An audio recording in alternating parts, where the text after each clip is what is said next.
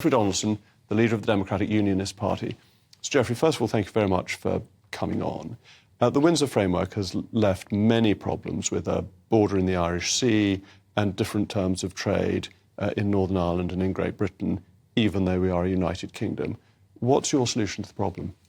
Well, it's good to be back, Jacob, and congratulations to GB News on winning the awards today. I think that's good news for the station. In terms of Northern Ireland and the Windsor Framework, we have considered very carefully what is in this framework. We've consulted widely within Northern Ireland, talked to businesses, talked to consumers, talked to people in the political realm, and it's clear to us that the Windsor Framework doesn't adequately resolve all of the problems created by the Northern Ireland Protocol. So we continue to have concerns. We have put further proposals to the government on how those concerns can be addressed, and we're waiting on them to respond. In the meantime, as you say, unfortunately, we don't have a fully functioning government in Northern Ireland. We want to get Stormont back up and running, but it has to be on a sound foundation, and that means resolving the issues related to the protocol. When you're talking to the government, is the government listening at this stage? In fairness, I think they are. Many of the issues that we have relate to how the UK government manages the internal market of the United Kingdom. And that's important because many of our problems arise from the fact that Northern Ireland continues to be subject to EU law across over 300 areas of law, mainly on the manufacture of goods in Northern Ireland. And that has created difficulties for us in our ability to trade with our biggest market, which, of course, is the United Kingdom. Is the United Kingdom. And the solution you've come up with is one of mutual enforcement, so that if you were a company that wanted to trade with the European Union and you were anywhere in the United Kingdom, you would have to follow their laws, and it would be an offence under UK law to export something to the EU that didn't meet the EU's rules. Well, we welcome the publication of this report today by the Centre for Brexit Policy. It's not our report, it is their report. Nevertheless, I think it is well researched, well argued, and I think has the potential to offer a longer-term solution to the problems that were created by the Northern Ireland Protocol. In the short term, we're addressing the issues related to the Windsor Framework, but I think the government should examine this report, the recommendations made, and in the context of their ongoing engagement with the EU, I think this offers a potential longer-term solution. Because the Windsor Framework was hailed as being the final statement, but it isn't really, is it? There are further discussions to be had, and the implementation of it is to a significant degree at the discretion of the European Union. Well, indeed. I mean, the Windsor Framework, by its own admission, does not address and resolve all of the problems created by the protocol. For example, on veterinary medicines, we don't have a long-term agreement here.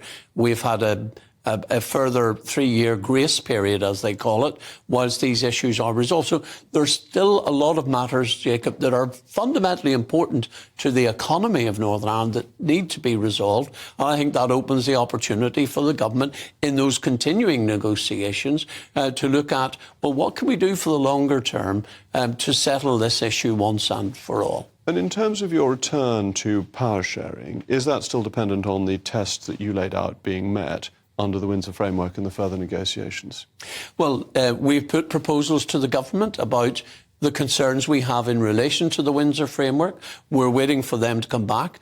Those proposals relate, for example, to protecting Northern Ireland's place within the internal market of the UK. In essence, what our proposals do is to seek to ensure that what the Prime Minister said the Windsor Framework would do in terms of resolving these issues, that in fact that is what it does. And do you actually want to go back into power sharing? Because some people say that the DUP just doesn't want to be in power sharing where Sinn Féin is the lead party. Or are you willing to go back as long as these conditions are met? Well, of course, the position of First Minister and Deputy First Minister in Northern Ireland are co-equal.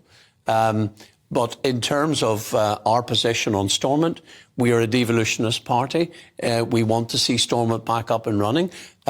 We will nominate ministers to the executive when we have seen the progress that is required to enable the restoration of our devolved government. And so you're talking about progress rather than necessarily getting everything you want in the principles that you laid down, or do you need all of those points to be answered? Well, we are very clear. We need, as a bottom line, to see Northern Ireland's position within the internal market of the United Kingdom properly protected, both in law and in practice. And it may have perverse consequences, because the Windsor Framework was derived to stop the single market of the EU being undermined, whereas actually Northern Ireland could find itself challenging UK policy. If you take the ban on petrol motors, we may all be coming over to Northern Ireland between 2030 and 2035 with an absolute boon for the motor retail trade in Northern Ireland to buy petrol cars from you.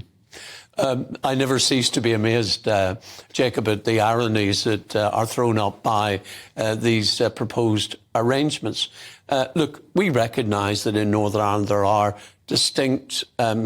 is a distinct situation. We share an island with an EU member state. We want to continue trading with that member state. But it is fundamentally important that the arrangements to facilitate that do not get in the way of our ability to trade with the rest of the UK. And that we are a united kingdom, and that Northern Ireland is just as much part of the United Kingdom as Somerset is. Well, and when you consider that in Northern Ireland, of the £77 billion worth of goods we manufacture every year, 8 billion are sold to the EU, 65 billion is sold in the United Kingdom. And that demonstrates clearly where our biggest market is. It's the UK internal market. And the thing that's always puzzled me from the very early point of discussion of this is actually the EU's problem. Why are we trying to solve their problem? Why don't we just say to them, if you have a problem with the situation in Northern Ireland, the Republic of Ireland, you sort it out? Well, I think the UK government and unionism has tried to be responsible about this. We've tried to reach agreed outcomes. But even the Irish Prime Minister, the Taoiseach, has acknowledged that the Northern Ireland Protocol represented a significant overreach by the EU. And I think we do want to see a sense of balance and perspective here. And as I have said, the trade figures are very revealing. They show that we trade far more within the UK than we do with the EU. So it's important there is a sense of proportion in terms of the solutions that are brought forward, and that's what we need. Well, Jeffrey, you were one of my earliest guests. You're always welcome to come back on. Thank you very much. I think mutual enforcement is a very good idea.